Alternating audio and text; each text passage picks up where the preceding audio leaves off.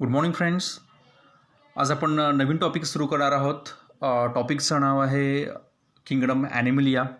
मला वाटतं आहे आपण पहिलं युनिट बघतो आहे. त्या युनिटचं नाव आहे डायव्हर्सिटी इन लिव्हिंग वर्ल्ड. ठीक आहे. आता या डायव्हर्सिटी इन लिव्हिंग वर्ल्ड ह्या युनिटमध्ये एकूण 4 चॅप्टर्स आहेत, 4 चॅप्टर्स आहेत. त्यातला लिव्हिंग वर्ल्ड हा मॅडमनी घेतलेला आहे. जो सेकंड चॅप्टर आहे सिस्टमॅटिक्स of living organism, I think तो तुमचा चालू आहे. थर्ड जो चॅप्टर आहे किंगडम प्लांटी, ते डॉक्टर घोलप सर घेणार आहेत. नंबर 4 चॅप्टर जो आहे किंगडम ॲनिमलिया, की ज्याचा रेफरन्स तुम्हाला 10th स्टँडर्डला थोडासा झालेला आहे, तो आपण आज इथं स्टडी करणार आहोत, डिस्कस करणार आहोत. ठीक आहे. तर पहिली गोष्ट आहे की तुम्हाला सगळ्यांना माहीत असेल की डॉक्टर R.H. विटेकर ह्यांनी 5 किंगडम सिस्टीम लॉन्च केली. कुठली सिस्टीम? 5 kingdom system. आता ही 5 किंगडम सिस्टीम जी आहे ह्याच्यामध्ये डॉक्टर विटेकरनी 5 किंगडमची मागणी केली. म्हणजे जे आपल्या ओव्हरऑल वर्ल्डमध्ये पृथ्वीवरती जे काही लिव्हिंग थिंग्स आहेत, लिव्हिंग ऑर्गॅनिझम आहेत, ह्यांना 5 किंगडममध्ये त्यांनी काय केलेलं आहे? डिस्ट्रीब्यूट केलेलं आहे. 6वा किंगडम अजून तरी काय तयार झालेला नाही आहे. आत्ता आपण जी सिस्टीम वापरतोय क्लासिफिकेशनला लिव्हिंग ऑर्गॅनिझमला, ती कुठली सिस्टीम आहे? तर 5 किंगडम सिस्टीम. त्यातला जो पहिला किंगडम आहे त्या किंगडमचं नाव आहे किंगडम मोनेरा. सेकंड जो आहे किंगडम प्रोटिस्टा. थर्ड आहे किंगडम प्लांटी, की जो थर्ड चॅप्टर आहे तो तिथं आपण डिस्कस करणार आहोत.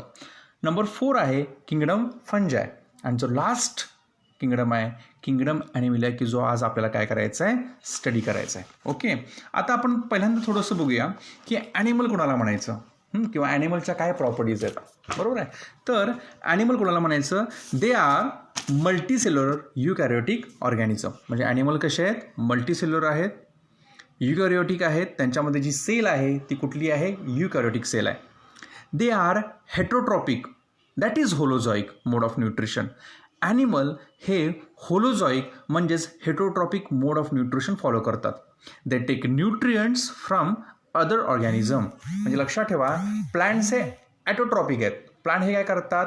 स्वतःचं अन्न स्वतः तयार करतात. बरोबर आहे. With the help of chlorophyll pigment.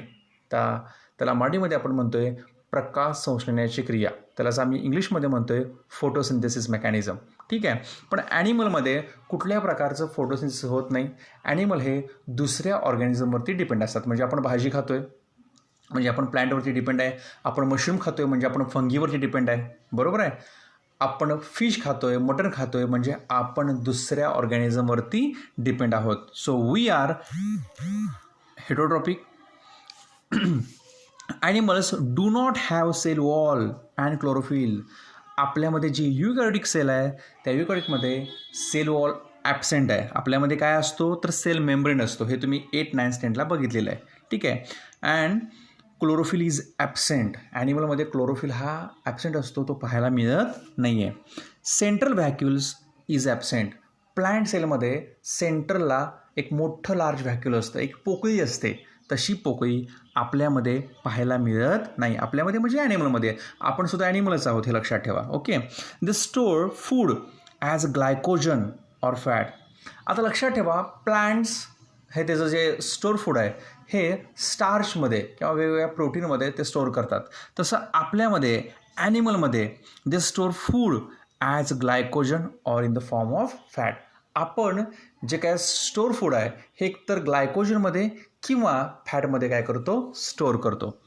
Number 6, animal can transmit impulses due to the presence of nerve cell. बघा मी काय म्हणतोय, खूप महत्त्वाचं वाक्य आहे. ॲनिमलमध्ये ही सगळ्यात महत्त्वाची प्रॉपर्टी आहे की ते ट्रान्समिट इम्पल्सेस. इम्पल्सेस म्हणजे काय? संवेदना. ठीक आहे. आपल्याला जर कोणी तर हात लावलं तर आपल्याला संवेदना येते की मला कोणतरी हात लावते, कोण गुदगुल्या करते. बरोबर आहे. आपल्याला वेगवेगळे वास येतात, वेगवेगळे स्मेल येतात, आपल्याला ऐकू येतं. म्हणजे लक्षात ठेवा, हे जे सगळं आहे हे वेगवेगळे इम्पल्सेस ट्रान्समिट करण्याचं काम आहे. हे कोण करतं? तर आपल्यामध्ये एक स्पेशल सेल आहे. त्या सेलचं नाव काय आहे? Nerve cell. त्याला आपण न्यूरॉन असं म्हणतो. बरोबर आहे. म्हणजे ही आपली खासियत आहे. जे ॲनिमल ॲडव्हान्स आहेत त्यांच्यामध्ये नर्वस सिस्टीम, नर्व सेल ही मॉडिफाय झालेली आहे.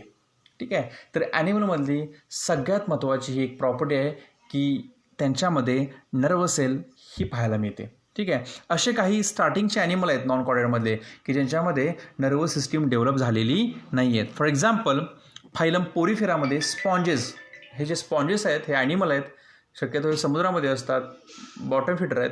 हे जे ॲनिमल्स आहेत ह्यांच्यामध्ये नर्व सेल तयार झालेली नाही आहे.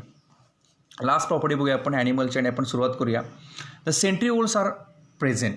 ठीक आहे, आपल्यामध्ये सेंट्रिओल्स हे प्रेझेंट असतात. आपण नेक्स्ट चॅप्टर नंबर 5मध्ये सेंट्रिओल म्हणजे काय ते आपण बघणार आहोत. फक्त मी तुम्हाला आता सांगितलं की ॲनिमलचे जनरल कॅरेक्टरिस्टिक्स काय आहेत, बरोबर आहे. तर ठीक आहे, हे सगळं तुम्हाला माहिती असायला पाहिजेत. आता लक्षात ठेवा, इतके ॲनिमल आहेत की तुम्हाला त्या ॲनिमलची नावं, त्याचं क्लासिफिकेशन लक्षात राहणार नाही, तुम्ही कन्फ्यूज व्हाल. मी तुम्हाला सांगतो की तुम्हाला हे थोडंसं 10th स्टँडर्डला झालेलं आहे. ठीक आहे, एक आपण थोडंसं एक्झाम्पल घेऊया मुंग्यांचा. अँट, ब्लॅक अँट तुम्हाला माहिती आहे, काळी मुंगी, किंवा तुम्हाला रेड अँट माहिती आहे, तांबड्या कलरची मुंगी, बरोबर आहे. एक लक्षात ठेवा की इंडियाची ह्युमन पॉप्युलेशन म्हणजे इंडियाची जी लोकसंख्या जर आपण बघितली तर ती साधारण 200 कोटी आहे, 200 करोड आहे, बरोबर आहे. 200 कोटी मुंग्या प्रत्येकाच्या घरात आहेत. बघा मी काय म्हणतो आहे, जेवढी आपल्या इंडियाचं पॉप्युलेशन आहे तेवढ्या मुंग्या आपल्या घरात आहेत. तेवढी फुलपाखरं किती असतील बघा, किती क्रॅब म्हणजे तुम्हाला सांगा माहिती की खेकडे किती असतील बघा, मासे किती असतील बघा, ढास किती असतील बघा. ठीक आहे, म्हणजे लक्षात ठेवा किंगडम ॲनिमलियासुद्धा ह्यूज आहे, खूप मोठी तागात संख्या नंबर हा किंगडम ॲनिमलियामध्ये पाहायला मिळतो आहे. आता हे पाहत असताना बघत असताना सायंटिस्टनी त्याचं क्लासिफिकेशन केलेलं आहे. ठीक आहे, म्हणजे आता आपण आपलं क्लासिफिकेशन करतो आहे की बाबा लहान मुलांचं क्लासिफिकेशन वेगळं, मिडियम मुलांचं क्लासिफिकेशन वेगळं, तरुण मुलांचं क्लासिफिकेशन वेगळं. ठीक आहे, 40 ते 60 ही लोकं वेगळी आणि 60पेक्षा वरती म्हणजे अतिशय म्हातारी माणसं ती वेगळी, बरोबर आहे. जसं आपण क्लासिफिकेशन करतो आहे तसं सायंटिस्टनी किंगडम ॲनिमलियाचं क्लासिफिकेशन एकूण 11 फायलमध्ये केलेलं आहे. किती ह्याच्यामध्ये केलेलं आहे तर 11. तर त्याला आम्ही म्हणतो आहे ॲनिमल क्लासिफिकेशन इंटू 11 फायलम. आता ते फायलम कुठले आहेत ते आपण बघूया. ओके,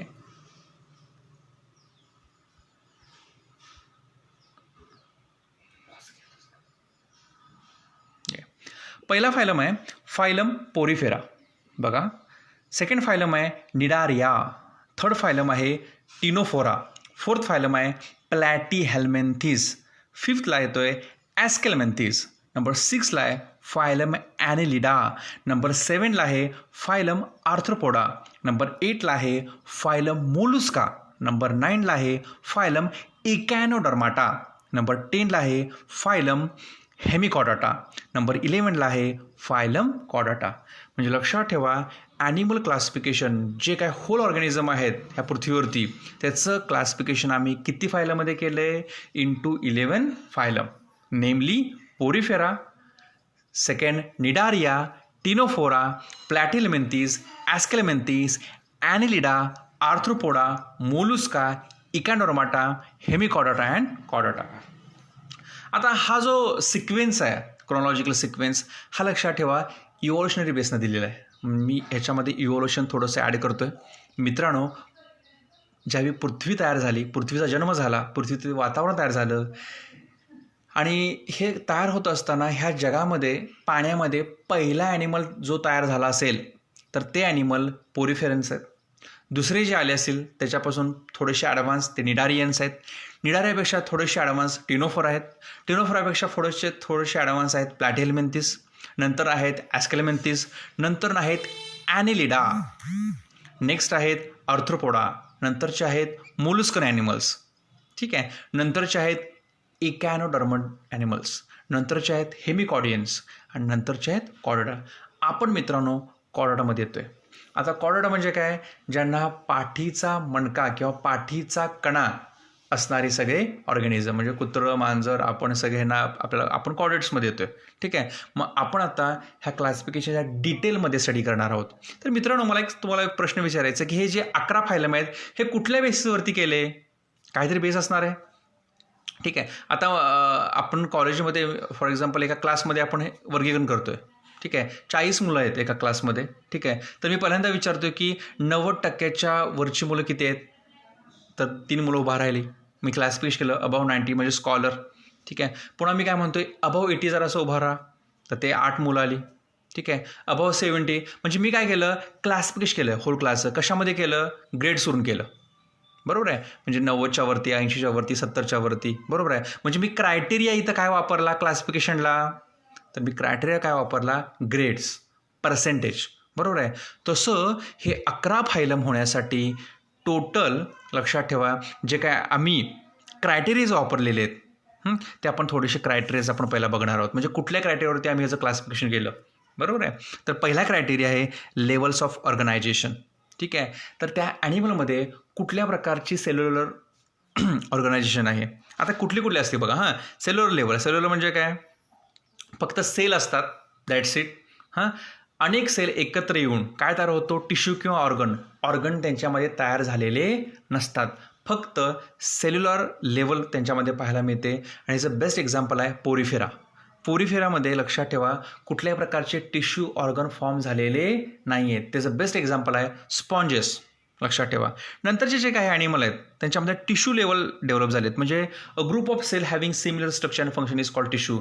अनेक सेल एकत्र येऊन काय तयार झालेले आहेत, काय फॉर्म झालेले आहेत, टिश्यू. मग त्याला आम्ही काय म्हणतोय, टिश्यू लेवल ऑफ ऑर्गनायझेशन. सेरेंटाटा म्हणजेच निडारिया. ठीक आहे. आणि टिनोफोरामध्ये टिश्यू लेवल ऑर्गनायझेशन पाहायला मिळते. म्हणजे पहिल्या फायलममध्ये फायलम फोरिफेरा ह्याच्यामध्ये सेल्युलर लेवल पाहायला मिळते. फायलम निडारिया, फायलम टिनोफोरामध्ये लक्षात ठेवा टिश्यू लेवल पाहायला मिळतात. म्हणजे ह्या दोन ह्याच्यामध्ये टिश्यू तयार झालेले आहेत. म्हणजे थोडंसं ॲडव्हान्स आहे. ठीक आहे. नेक्स्ट ऑर्गन लेवल म्हणजे फक्त ऑर्गन तयार झालेत, सुरुवात झालेली आहेत ऑर्गन तयार झालेला. तर त्याच्यामध्ये प्लॅटेलमेंथिस आहे, ॲस्केलेलमेंथिस आहे. ठीक आहे. म्हणजे ऑर्गन फॉर्म व्हायला सुरू झालेले आहेत. आणि नंतरचे जे काही सगळे आहेत त्यांच्यामध्ये ऑर्गन सिस्टीम तयार झालेली आहे. ऑर्गन सिस्टीम म्हणजे काय, अनेक ऑर्गन येतात आणि ह्या अनेक ऑर्गनमध्ये काय होते, ऑर्गनायझेशन होते. आता लक्षात ठेवा मी चालत असताना मी परत लक्षात ठेवा मी काय म्हणतोय, मी चालत असताना माझे 2 पाय मागे पुढे होतात. ॲट द सेम टाईम माझा हात मागं पुढे होत असतोय. ॲट द सेम टाईम माझी मान इकडं तिकडे जात असते. ठीक आहे. म्हणजे अनेक सिस्टीम, अनेक organ at the same time काम करत असतात. त्याला आम्ही काय म्हणतोय, organ system level of organization. म्हणजे ही ॲडव्हान्स आहे आणि ही टप्प्याटप्प्यात पुढच्या फायलमध्ये पाहायला मिळते. सगळ्यात ॲडव्हान्स जो फायलम असेल तो आहे फायलम कॉर्डाटा. ठीक आहे. म्हणजे लक्षात आलं मला काय म्हणायचं आहे की हे 11 फायलम आहेत. हे 11 फायलम आम्ही वेगवेगळ्या क्रायटेरियानं वेगवेगळे क्रायटेरिया यूज करून आम्ही त्यांचं काय केलेलं आहे, क्लासिफिकेशन केलेलं आहे. ठीक आहे. आता सेकंड आहे बॉडी प्लॅन. ठीक आहे. आता कुठला प्लॅन आहे. ठीक आहे. आता 3 प्रकारचे बॉडी प्लॅन पाहायला मिळतात. एक म्हणजे सेल ॲग्रिगेट प्लॅन. ठीक आहे. म्हणजे सेल एकत्र येतात फक्त ॲग्रिगेट होतात. ठीक आहे. ते स्पॉन्जेसमध्ये पाहायला मिळते. दुसरा बॉडी प्लॅन आहे म्हणजे कुठल्या प्रकारचा प्लॅन आहे त्याच्या बॉडीचा. दुसरा आहे ब्लाइंड सॅक प्लॅन. तुम्हाला सगळ्यांना माहिती आहे की एखादे पॉट, एखादी कुंडी, एखादा फ्लॉवर पॉट. हा जो फ्लॉवर पॉट आहे हा फ्लॉवर पॉटला वरती ओपनिंग असतं, होल असतं. ठीक आहे. आणि त्या होलमधून आणि खाली पूर्णपणे सॅकसारखं स्ट्रक्चर असतं. म्हणजे पूर्णपणे एक एंड क्लोज असतं. किंवा आपल्या घरातली पिशवी वरूनच ओपन असते, खाली पॅक असते, साईडला पॅक असते. तसे काय ॲनिमल्स आहेत त्यांना आम्ही म्हणतोय ब्लाइंड सॅक प्लॅन किंवा ब्लाइंड सॅक बॉडी प्लॅन. ठीक आहे. म्हणजे एकच ओपनिंग असतं, त्या ओपनिंगमधून ते अन्न घेतात, डायजेशन करतात आणि त्याच ओपनिंगमधून ते अन्न बाहेर सोडतात. म्हणजे इनडायजेस्टेड. ठीक आहे. म्हणजे एंट्री एकच आहे, घेतात तिथूनच, सोडतात तिथूनच, कॉमन ॲपर्चर आहे. ठीक आहे. त्यांना आम्ही म्हणतोय ब्लाइंड सॅक बॉडी प्लॅन. थर्डला आहे ट्यूब विदिन ए ट्यूब प्लॅन. ठीक आहे. आता ट्यूब विदिन म्हणजे काय, इथं 2 ओपनिंग वेगवेगळे आहेत, सेपरेट आहेत आणि दोन्ही अपोजिट पोल आहेत. म्हणजे फॉर एक्झाम्पल आपण स्टार्टिंगला माउथ आहे, त्याच्या अपोजिट ॲनस आहे. ठीक आहे. आपण घेतोय अन्न माउथमधून आणि अनडायजेस्टेड फूड मटेरियल जे आहे ते आपण सोडतोय ॲनसमधून. ठीक आहे. त्याला आम्ही काय म्हणतोय, tube within tube body plan. ठीक आहे. नेक्स्ट जो प्लॅन आहे तो आहे सिमेट्री. आता सिमेट्री म्हणजे काय बघा. ठीक आहे. सिमेट्री म्हणजे आपले बरोबर किती समान भाग करता येतात, तर आपले बरोबर 2 समान भाग करता येतात बरोबर. कारण का आपल्याला 2 डोळे आहेत, नाक आहे, नाकामध्ये नॉस्ट्रिल्स 2 आहेत. म्हणजे आपण आपले किती समान भाग करू शकतोय, 2. ठीक आहे. जर आपण आपले 2 समान भाग करू शकत असेल तर आपण त्याला मी म्हणतोय बायसिमेट्रिकल. जर एखाद्या ॲनिमलचे आपल्याला 2 समान भाग करता येत नसतील तर त्याला आपण काय म्हणतोय, असिमेट्रिकल. आणि एखाद्या ॲनिमल फॉर एक्झाम्पल स्टारफिश तुम्हाला माहिती आहे 9th 10th स्टँडर्डमध्ये तुम्ही बघितलं आहे, त्याच्या सेंटरमधून आपण त्याचे बरोबर 5 समान भाग करू शकतोय. त्याच्या रॅडियसमधून, त्याला आम्ही काय म्हणतोय रॅडियल सिमेट्री. बघा हां, म्हणजे ही सिमेट्री वेगळी आहे. नेक्स्ट आहे डिप्लोब्लास्टिक अँड टिप्लोब्लास्टिक ऑर्गनायझेशन. मित्रांनो, एखाद्या ॲनिमलचा जो एम्ब्रिओ म्हणजे काय, लहान अवस्था किंवा बाल्यावस्था किंवा एम्ब्रिओ अवस्था, ठीक आहे. हा जो एम्ब्रिओ आहे, ह्या एम्ब्रिओमध्ये जर 2 लेअर असतील, आता हे 2 लेअर कुठले आहेत बघा हां, बाहेरचा लेअर त्याला आम्ही म्हणतोय एक्टोडर्म, आतला लेअर त्याला आम्ही काय म्हणतोय एंडोडर्म. जर हे 2 लेअर असतील तर त्याला आम्ही म्हणतोय डिप्लोब्लास्टिक, आणि जर 3 लेअर असतील तर त्याला आम्ही काय म्हणतोय टिप्लोब्लास्टिक. बघा हां, जर 2 असेल त्याला आम्ही काय म्हणतोय डिप्लोब्लास्टिक, 3 लेअर असेल त्याला आम्ही काय म्हणतोय टिप्लोब्लास्टिक. तर डिप्लोब्लास्टिक, टिप्लोब्लास्टिक कुठले ॲनिमल कुठल्या ह्याच्यामध्ये येतात त्याचा स्टडी आपण इथं करणार आहोत.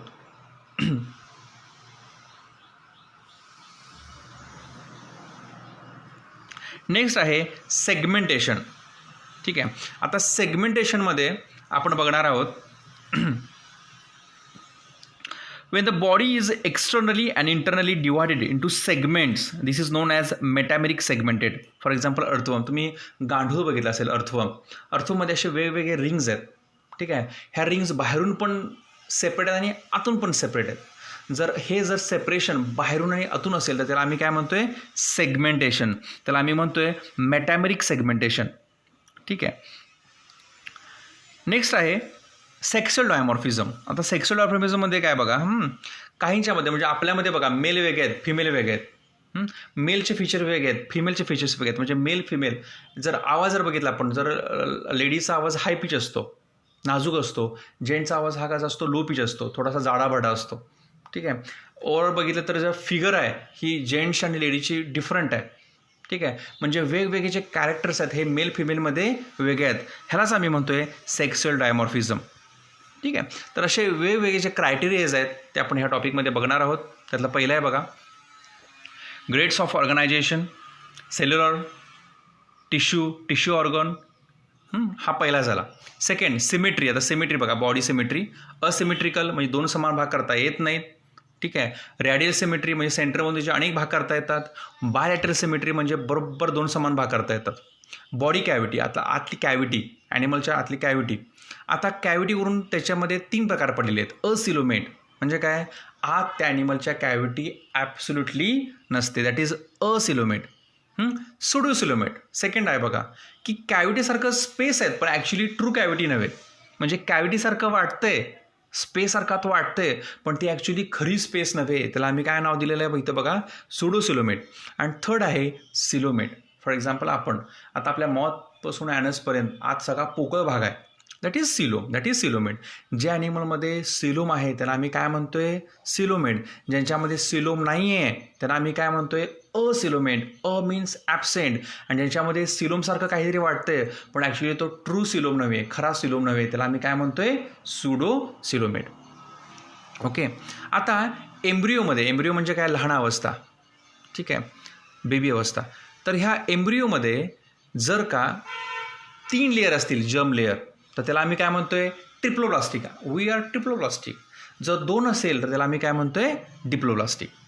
ठीक आहे. म्हणजे बघा जर्म लेअरपासून इथं जर दिलेलं आहे हे जर्म लेअरच्या ह्याच्याप्रमाणे, तर एक तर तो ॲनिमल कसा असणार आहे डिप्लोब्लास्टिक, एक तर कसा असणार आहे ट्रिप्लोब्लास्टिक. ठीक आहे. नेक्स्ट आहे सेगमेंटेशन. ठीक आहे. आता अनसेगमेंटेड म्हणजे कुठलेही सेगमेंट आहे, बॉडी आहे अशी कंटिन्यू आहे, इंटरप्रेट मॅनर नाही, तर त्याला आम्ही काय म्हणतोय अनसेगमेंटेड. आणि लक्षात ठेवा जर इंटरप्रेशन असतील, टप्पे असतील, फॉर एक्झाम्पल अर्थवर्म आहे, तर त्याला आम्ही काय म्हणतोय सेगमेंटेड. आता 4.1 बघितलं आपण, क्रायटेरियाज बघितले. आता 4.2 बघूया ॲनिमल बॉडी प्लॅन. बघूया नंबर ए. आता कुठले ॲनिमल बॉडी प्लॅन आहेत.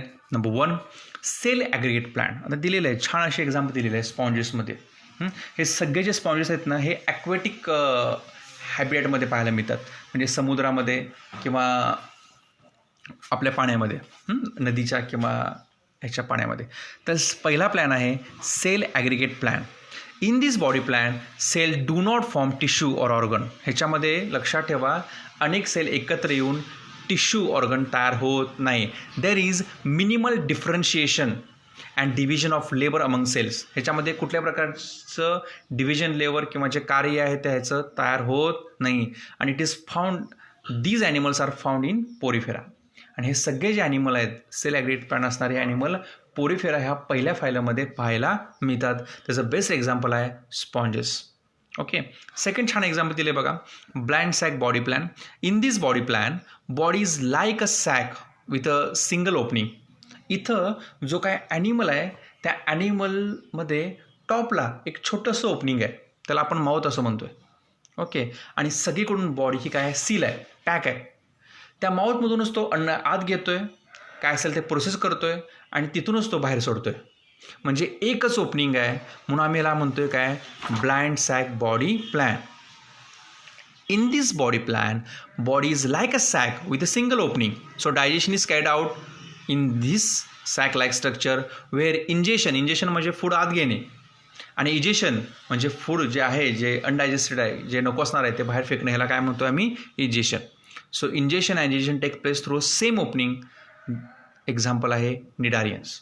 फायलम निडारियामध्ये हे अशा प्रकारचं ब्लाइंड सॅक बॉडी प्लॅन पाहायला मिळतो. नंबर सी की जो आपल्यामध्ये tube within tube body plan. Okay, digestive system is present in tube-like body cavity.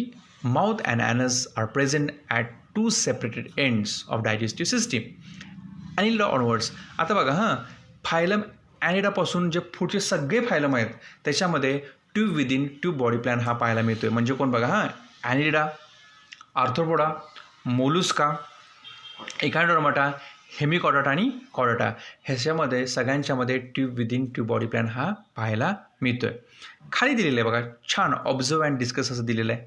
ठीक आहे, तुम्ही जर बघितलं, फर्स्ट डायग्राम आहे की त्याच्यामध्ये ब्ल्यू कलरची रिंग आहे. ही जी ब्ल्यू कलरची रिंग आहे ना, ह्याला आम्ही म्हणतोय एंडोडर्म, बरोबर आहे. आणि जी ग्रीन कलरची जी रिंग आहे त्याला आम्ही काय म्हणतोय, ग्रीन कलरची जी रिंग आहे त्याला आम्ही म्हणतोय एंडोडर्म. आणि जी ब्ल्यू कलरची आहे पेरिफेरी त्याला आम्ही काय म्हणतो, एक्टोडर्म. असे हे दोन लेअर आहेत, दोन रिंग आहेत. आणि हे जर दोन लेअर प्रेझेंट असतील तर त्याला आम्ही काय म्हणतोय, डिप्लोब्लास्टिक ॲनिमल. आणि ह्या दोन लेअरच्या मध्ये नॉन लिव्हिंग लेअर आहे, एक डेड लेअर आहे. ठीक आहे, फक्त दोन लेअर आहेत बघा, एक्टोडर्म एक्सटर्नली, इंटरनली एंडोडर्म. जर हे दोन असेल तर त्याला एम्ब्रियोला आम्ही काय म्हणतोय, डिप्लोब्लास्टिक. जर का आता आपलं एक्झाम्पल घेऊया आपण, आपल्यामध्ये हे तीन लेअर आहेत. आउटसाईडला ब्ल्यू कलरचा एक्टोडर्म, मध्ये रेड कलरचा मिझोडर्म, ओके, आणि आत ग्रीन कलरचा एंडोडर्म. आपल्यामध्ये तीन लेअर आहेत, एक्टोडर्म, मिझोडर्म, एंडोडर्म. जर हे तीन लेअर असतील तर त्याला आम्ही काय म्हणतोय, ट्रिप्लोब्लास्टिक. दोन लेअर असतील तर त्याला आम्ही काय म्हणतोय, डिप्लोब्लास्टिक. ओके, हा एक क्रायटेरिया झाला. म्हणजे तो ॲनिमल आता कुठलाही फायलम आहे, डिप्लोब्लास्टिक आहे की डिप्लोब्लास्टिक आहे. ओके, लास्ट बघा, सिमेट्री. ओके, सिमेट्री म्हणजे काय रे, त्याचा किती समान भाग करता येतात. तर जर समान भाग करता येत असेल तर त्याला आम्ही म्हणतोय बायलॅटरल सिमेट्रिकली. आपल्याला ते दोन भाग समान करता येतात, कुत्र्यामध्ये करता येतात, मांजरामध्ये करता येतात. ठीक आहे, स्टारफिशमध्ये त्याच्या सेंटरमधून त्याचे 5 भाग करता येतात, सो रॅडियल सिमेट्री. आणि काही अशा ॲनिमल आहेत की त्यांचे समान 2 भाग करता येत नाही, त्याला आम्ही काय म्हणतोय, असिमेट्री. ठीक आहे, नेक्स्ट लेक्चरला आपण बघणार आहोत ॲनिमल क्लासिफिकेशन. तुमचा होमवर्क आज आहे की हे जे 11 फायलम आहेत, porifera, cnidaria, ctenophora, platyhelminthes, aschelminthes, annelida, arthropoda, mollusca, echinodermata, hemichordata आणि कॉडॉटा, हे 11 फायलम तुमचे पाठच पाहिजेत. ठीक आहे, आता आपण नेक्स्ट लेक्चरला फर्स्ट फायलम बघणार आहोत, फायलम पोरिफेरा. पोरिफेराचे कॅरेक्टर्स बघणार आहोत, त्याच्यामध्ये कुठल्या प्रकारचा बॉडी प्लॅन आहे, त्याची डायजेस्टिव्ह सिस्टीम कशी आहे, त्याची सिमेट्री कशी आहे. ओके, त्याचे एक्झाम्पल कुठले कुठले आहेत, तो असतो कुठं, त्याच्या काही सवयी आहेत, त्याचे कुठले कुठले एक्झाम्पल्स आहेत, ह्या सगळ्याचा डिटेल स्टडी आपण फायलम पोरिफेरामध्ये करणार आहोत नेक्स्ट लेक्चरला. थँक्यू.